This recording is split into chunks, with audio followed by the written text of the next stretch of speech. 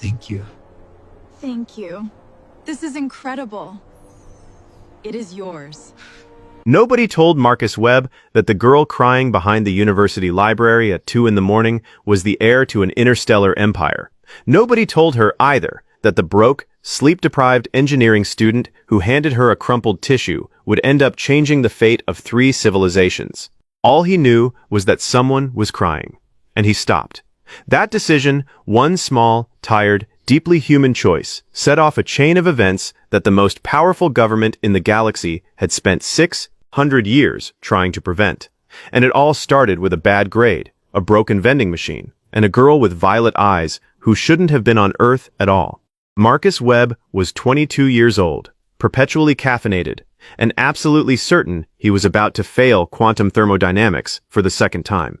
He sat in his tiny dorm room at the University of New Bristol, staring at a practice exam that looked less like physics and more like a personal attack. His roommate had gone home for the weekend. Outside, October rain hammered the windows in long gray curtains, and the campus looked like it had been dipped in ink. He'd been at the university 4 years on a partial scholarship that required a 3.2 GPA. His current GPA was 3.21. The math was not comforting. Marcus wasn't the kind of guy who showed up in stories like this. He wasn't the top of his class or the athletic prodigy. He was the guy in the back of the lecture hall who drew schematics in the margins of his notes and fixed his classmates' laptops for $20 because he genuinely loved the way things worked. He had a mop of dark hair that never cooperated, a worn canvas jacket he'd owned since high school, and a habit of talking to himself when he was solving problems, which was often. At 11:45 that night, he decided he needed coffee more than he needed to understand Maxwell-Boltzmann distributions. He pulled on his jacket and headed down to the vending machines in the basement of the student union. The machine ate his money.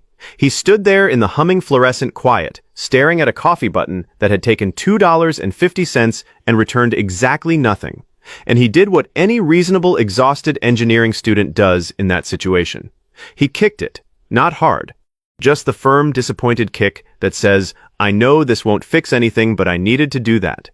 It didn't fix anything. He turned around and headed back the way he came, cutting through the narrow path behind the library that most students avoided because the lighting was terrible. Marcus liked it because it was quiet and the old stone building blocked the wind. He heard her before he saw her. Not a loud cry, not dramatic sobbing. It was the specific sound of someone trying very hard not to cry and failing, the kind you make when you think no one can hear you, when you've given yourself permission to fall apart just for a moment because you're so tired of holding everything together. It was a sound Marcus recognized because he'd made it himself twice in the past year. Once after his scholarship review, once after he'd called home and his mother had sounded tired in a way that scared him. He almost kept walking.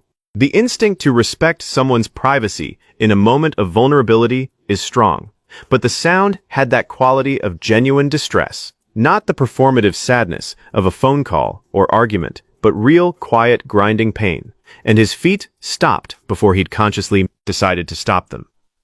She was sitting on the low stone wall that bordered the library garden, her knees drawn up to her chest, her face turned toward the dark hedge.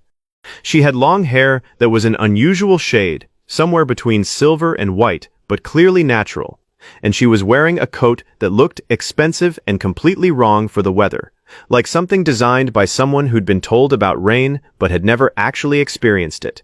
Marcus said hey, because he couldn't think of anything smarter, and she turned. Her eyes were violet, not the light washed-out lavender that some people have when the lighting hits their blue eyes just right. Actually genuinely deeply violet, like the center of a lit match, with pupils that were slightly too large and irises that seemed to catch the distant lamplight and hold it.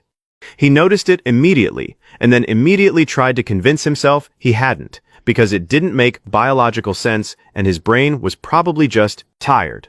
She stared at him for a long moment, and in that moment, Marcus had the strange, disorienting sensation that she was doing much more than looking at him, like she was reading him. Not the way people look at strangers with cautious assessment, more like the way you read a document, systematically, completely. Then she said, in careful, slightly formal English, that she was not injured. That's not exactly what I asked, Marcus said.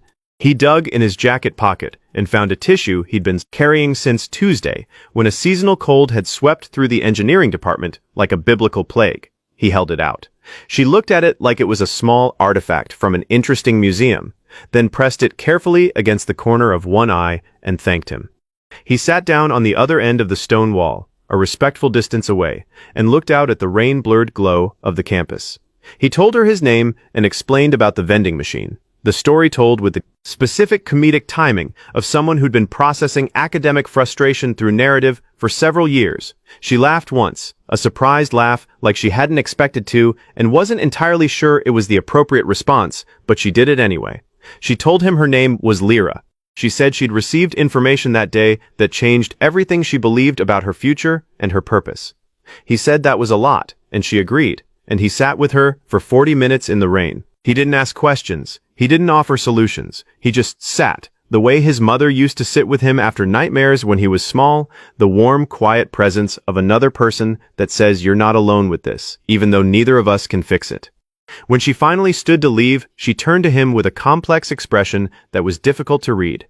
Assessment and decision and a quality of gravity that seemed wrong for a college courtyard at midnight. She told him he hadn't had to stop. He shrugged and said someone was crying and it was hard to keep walking. She looked at him for a moment with that systematic, complete attention, said yes quietly, as if he'd confirmed something important, and walked away. Marcus watched her go and thought about violet eyes and went back to his dorm and stared at his physics exam and did not understand Maxwell-Boltzmann distributions any better than he had before. Here is what Marcus didn't know that night. Lyra was not a student. She was not even, by any biological or taxonomic standard that Earth had developed in 4,000 years of recorded science, human. What she was specifically was the third-born heir to the sovereignty of Vel'Karath, the most powerful interstellar government within 400 light-years of Earth, a civilization that had been watching humanity for 230 years and had spent most of that time arguing about whether humans were worth watching at all. She was on Earth because she was hiding, and she was crying because she'd just found out why she'd been sent here, and it was not the reason she'd been told. The Vel'Karath sovereignty had a problem, and the problem had a name. The Conclave of the Unchanging was the oldest political body in the known galaxy, a council of 8 species that had achieved spaceflight and collective governance more than 3,000 years before humans had invented writing.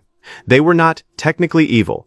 Evil requires a passionate investment in outcomes that the Conclave had long since abandoned. They were something colder and more dangerous. They were certain. Absolutely, terminally, cosmically certain that they knew exactly how the universe should be arranged, and they had the military capacity and the institutional patience to enforce that certainty over centuries. Their position on humanity was a matter of record. Earth was a protected primitive world. Humans were a pre-contact species under observation. Contact protocols strictly forbade interaction at any level that might alter human development. This was officially for humanity's own protection. Unofficially, several advocacy groups had been making a different argument for decades, and the evidence was beginning to support them. What the Conclave did not know, what almost no one outside a very small circle within the sovereignty's intelligence apparatus knew, was that humanity was not actually primitive, not in the way they thought. Dr. Sivik Oron, the sovereignty's leading xenobiologist and Lyra's father, had spent 40 years studying data from Earth and found something that terrified him and excited him, and that he had no idea what to do with because the implications were so enormous. Humans had been contacted. Approximately 600 years ago, by a species the sovereignty had listed as extinct for the past 400 years. The traces were everywhere once you knew what to look for. Specific gene sequences in the human population that had no evolutionary pathway, distributed exactly as you'd expect from deliberate introduction. Resonance patterns in human technology following mathematical progressions too precise for independent discovery. And most damningly, a repeating 17-digit sequence embedded in the so-called junk DNA of every human being on Earth. A sequence Dr. Oren had seen once before, in the ruins of a civilization the Conclave claimed had never reached the capability to leave such a mark. Someone had built humanity, or had begun building them. and had been interrupted before they could finish the project. Dr. Oren had sent Lyra to Earth for ostensibly academic reasons, cultural observation, the document said. She'd been positioned as a student at the University of New Bristol, given perfect human-appearing biomorphic modifications, a cover identity, and a handler in the Sovereignty's Earth liaison office named Korvath, who was professional and reliable and, as of 3 days ago, missing. The information Lyra had received that evening through a dead drop her father had established for emergencies was this. Korvath was not missing because of an accident. He was missing because someone in the Sovereignty's internal security apparatus had become aware of what her father had found. And the same someone was now wondering, very professionally and very dangerously, exactly what Lyra knew. She had been sitting on that wall for 2 hours, running options and running out of them, when a tired engineering student with dark hair and a crumpled tissue appeared in the dark. 3 days later, Marcus ran into her again. She was sitting at one of the outdoor tables, and she was watching him with that violet-eyed focus. And this time, he noticed it differently. This time, he noticed she had specifically been waiting. She said there was something she needed to ask him before he'd even put his books down. He sat. She told him she needed help with something she couldn't fully explain, because the mündliche explanation would put him in danger, and he hadn't consented to that danger. He told her that was a very specific and slightly terrifying way to ask for a favor. She said she needed to access a specific data transmission channel not connected to any standard network infrastructure, one that would appear to come from a completely unattributable source. She needed it to reach her father, and she needed a human to build it, because human-built systems carry organic interference patterns that professional monitors filter out as amateur noise. A human-built transmitter would look like background static. She'd been told by a third-year computer science student named Aidan Park that Marcus had modified his router in a way that suggested exactly the skills she needed. Marcus looked at the frequency window she described. It wasn't in any terrestrial communications standard. It was specifically the range his RF engineering professor had listed on a single slide in a second-year lecture as theoretically viable but practically unused. He'd thought it was interesting then. He thought so again now, more urgently. He told her he needed 2 days.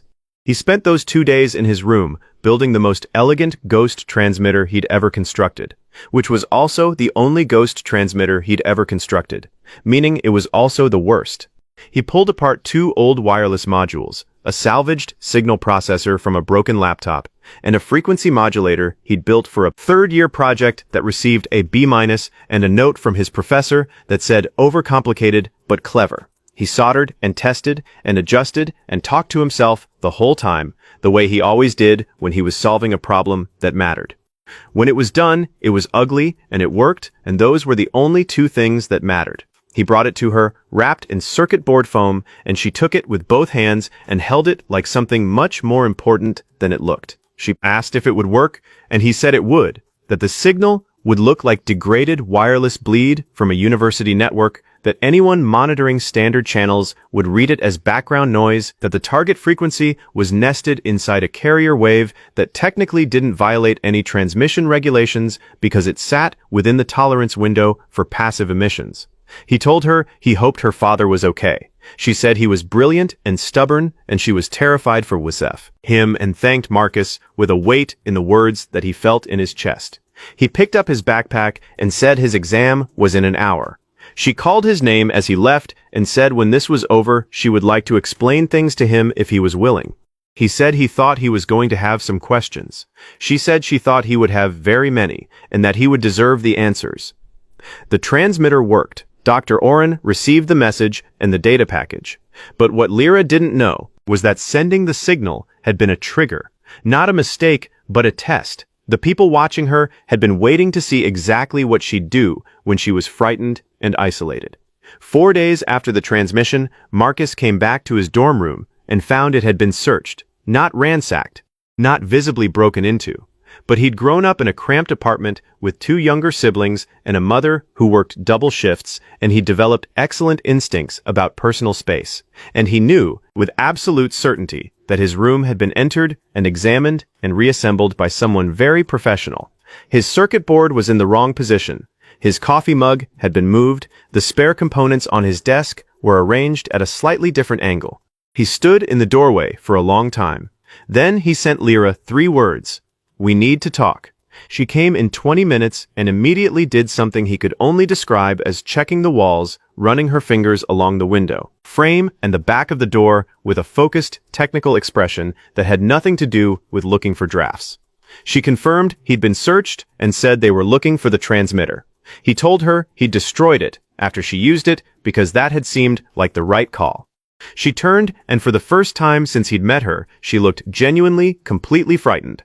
Not the contained distress from the wall that first night, something sharper. She told him he was in danger because of what she'd asked him to do, and she was sorry because he hadn't known what he was agreeing to.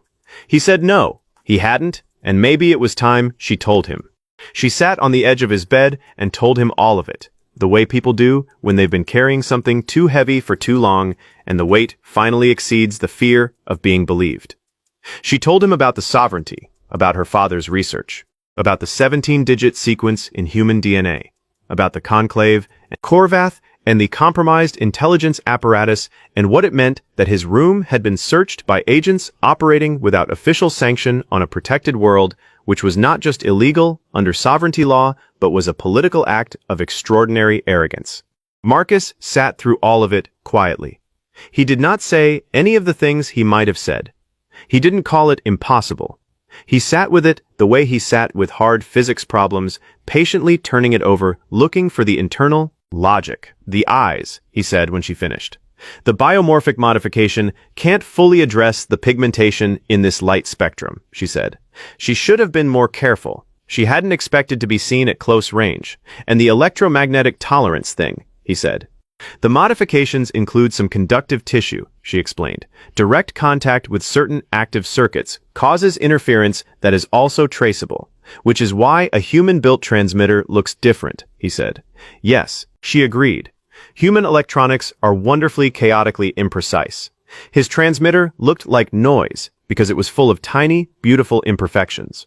He told 2 people, his friend Jamie Osei, a 4th-year computer science student and one of the most skilled network engineers Marcus had ever met, who listened to the explanation with wide eyes and then said, "Well, I've always wanted to do something that actually mattered," before rolling up his sleeves.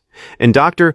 Patricia Chen, his materials engineering thesis supervisor, who looked at the 17-digit sequence when Marcus showed it to her and went very quiet for a very long time before saying, "I know what this is, Doctor." Chen was 61 years old and had spent 20 years working on what she publicly called theoretical xenobiological interfaces and privately called the question of whether humans are actually finished yet. She had found half of the sequence herself 3 years ago, embedded in repeating non-coding RNA patterns, and published a paper about it that the scientific community had almost entirely ignored, which she had taken personally and correctly. She had not expected her vindication to arrive quite like this. The kindling, as best Dr. Oren's research could determine, was not a weapon and not a superpower in the science fiction sense of the word. What it was at its core was an augmentation to the human brain's capacity for pattern recognition, and what Lyra translated from Velkorath terminology as simultaneous comprehension, the ability to hold multiple complex models of reality in parallel and understand their interactions without losing resolution on any individual model. Humans were already extraordinary pattern recognizers. The species that built the kindling had been looking at humanity and saying, "Here is something remarkable. Here is a beginning. Let's see what it can become." Then they'd been stopped, and the sequence had sat dormant in the human genome for 600 years, waiting for a signal that never came. The activation would not be permanent unless Marcus wanted it to be. There was a reversibility window of 72 hours. It would not hurt. It would feel, according to Dr. Mig. Oren's modeling, like the cognitive equivalent of moving from a low-resolution screen to high definition. Not more data, exactly, just sharper relationships between data already present. Marcus asked what the risk was. Lyra said if the modeling was wrong, the effect could be more intense than expected, that her father was confident but had never performed this on a human subject. She said if it was activated in him, it would serve as biological proof, documented and measurable, and transmitted to an oversight body through a channel the people hunting her couldn't intercept. It would make her father untouchable. The Sovereignty Council would have to respond. The people who'd compromised the intelligence apparatus would lose their protection. Marcus thought about Dr. Oren, spending 40 years alone on a truth too large to share, sending his daughter to a planet he'd never visited, being hunted for the crime of being right. He thought about the sequence sitting in his DNA since the day he was born. Some species 600 years ago had looked at humanity and thought these people are worth building something into, worth leaving something for, worth coming back to. They hadn't come back. Maybe the whole point was that they didn't have to. The signal was broadcast at 3 a.m. from a modified version of the Ghost transmitter rebuilt to Dr. Oren's specifications. Marcus sat in a chair in the middle of the storage room. Lyra stood to his left. Jamie monitored the network. Dr. Chen documented everything. Lyra asked if he was ready. He said no, but yes, and let's go. The signal lasted 11 seconds. What happened to Marcus in those 11 seconds was difficult to describe afterward, and he tried many times to many different audiences and never fully got it right. The closest he could come was this. Imagine you've been reading a book in a dark room your whole life, not struggling exactly, just reading at the level the light allows, and then someone turns on the lights. You're reading the same book. The words are the same words, but every sentence opens onto a dozen new dimensions of meaning that were always there and that you simply couldn't access at the resolution you'd been given. He didn't suddenly know things he hadn't known. The connections between things he already knew became blazingly, overwhelmingly clear. His transmitter design rearranged itself in his mind, and he immediately saw 12 improvements. He understood in a flash of comprehension what Dr. Oren's research was really saying and exactly why the Conclave was afraid of it, and exactly what humanity could eventually become if the dormancy sequence were fully resolved. He sat very still for a long time after the signal ended. Lyra asked quietly if he was all right. He opened his eyes and said he was very okay. He said he needed to write some things down. He had a lot of thoughts. The transmission to the oversight body was sent at 4:17 in the morning, carrying the full documentation, 40 years of research, Dr. Chen's corroborating work, the biological proof of Marcus's activated sequence, evidence of stillness operations on a protected world, and the record of 6 centuries of conclave suppression. The oversight body could not ignore it. The conclave could not ignore it. The stillness unit on Earth was recalled within 72 hours. Dr. Oren was extracted from the safe house where he'd been hiding for 11 days and brought to the Sovereignty Council under protection. The 4 agents who had searched Marcus's room were charged under sovereignty law, and the Conclave, for the first time in recorded history, was compelled to open a formal inquiry into a protected world status determination, specifically whether humanity's protected status had been maintained in good faith or weaponized as a mechanism of suppression. Lyra dropped the biomorphic modifications. Marcus met her actual face for the first time, which was similar to her human face, but sharper, more defined, the violet eyes even more vivid, without the dampening effect of the modification field. And he thought she looked exactly like herself, which seemed like the best thing a person could look like. Dr. Oren came to Earth.